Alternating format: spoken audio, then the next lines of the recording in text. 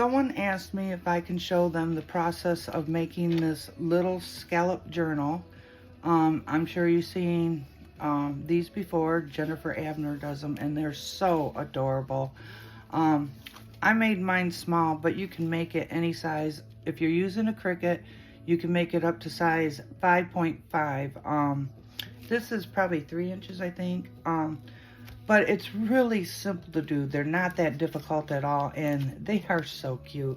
So I'm going to show you on both the Cricut, and I wanted to see if you could do it with just a die cut, and guess what? You can make the same page with die cuts. So even if you don't have a Cricut, you just need the die cut shape of a scallop circle. And I'll show you on Cricut real quick.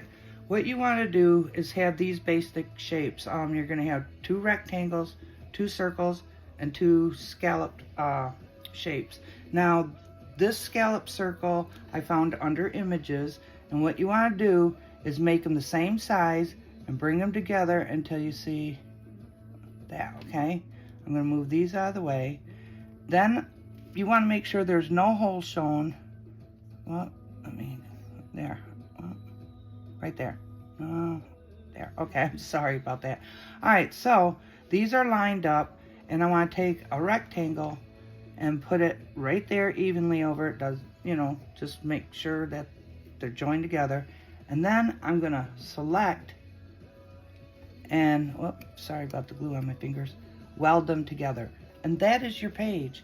Now, I printed out 8 pages and then, or 9 for my little journal. It all depends on how big you want your journal. I wouldn't go over 9 pages, especially if you're using a thicker cardstock paper or craft paper, the brown craft paper, because it is quite thick, but you can go as big as you want.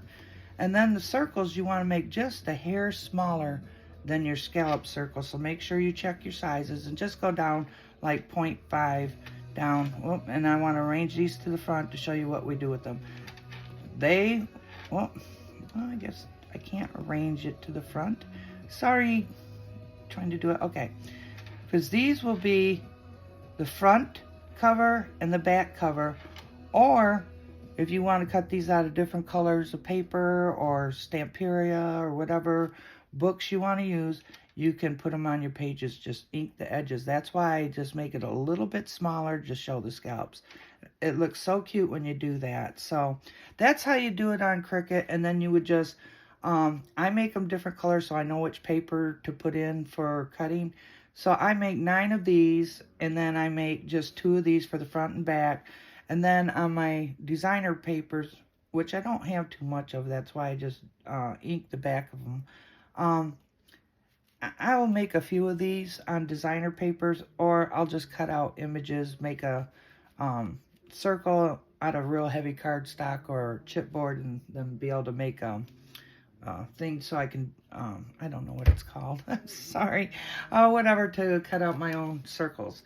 But if you have a die cutter and you have a circle scallop, no matter what the size, you can do the same thing to make these pages, okay?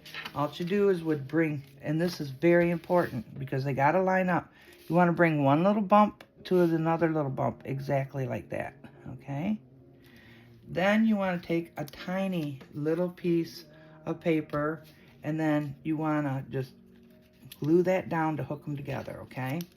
Now, you want it no higher than the bump, so this one's a little too long. Let's just rip that, okay?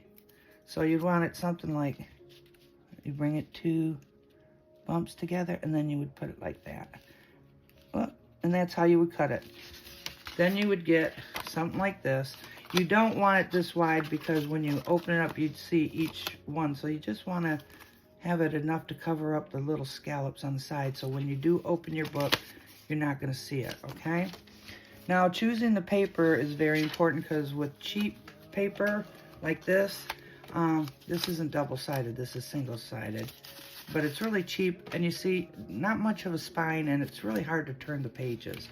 So I would use a little bit thicker paper, and then, like I said, a heavier cardstock paper for the design to go on the front. What I do, you can sew these here I did one, but it's so hard to keep the scallops lined up when you go to the next page and to the next page and so on and so on and so on. So I don't recommend unless you're doing a really big journal, and then you can use better cord. I just use thread. It can be done, you know, so I don't bother with that. So what I do is use my glue. Make sure, this is very important, when you fold your paper over, it has to line up perfectly. So you want to make sure they are perfect, the scallops match. And then when you put them together, you want to make sure they all line up by the spine perfect and all the scallops are the same. Excuse me. I put a little piece of material on top of the glue to kind of give it more stability. And I'm just going to cut that off like that on each side. And there's my spine, just like you would have in a book. And it's fine. See? Glue holds it together perfectly. But I'm going to reinforce that. So after I put my design on my cover, I'm going to take the bigger rectangle and then glue it down. And I want to make sure it's tight to my spine, so I might have to adjust the thickness of this. And then I will glue that down, and that even gives more stability to your spine. And that's as simple as it is. Now, if you want to decorate the inside pages, like I said, I only used, like this paper had water on it, but the other side was blank, so I just inked them. So if you want to cut out a few of your circles with images on it, the stamp period looks gorgeous, but any images you can cut a circle out on.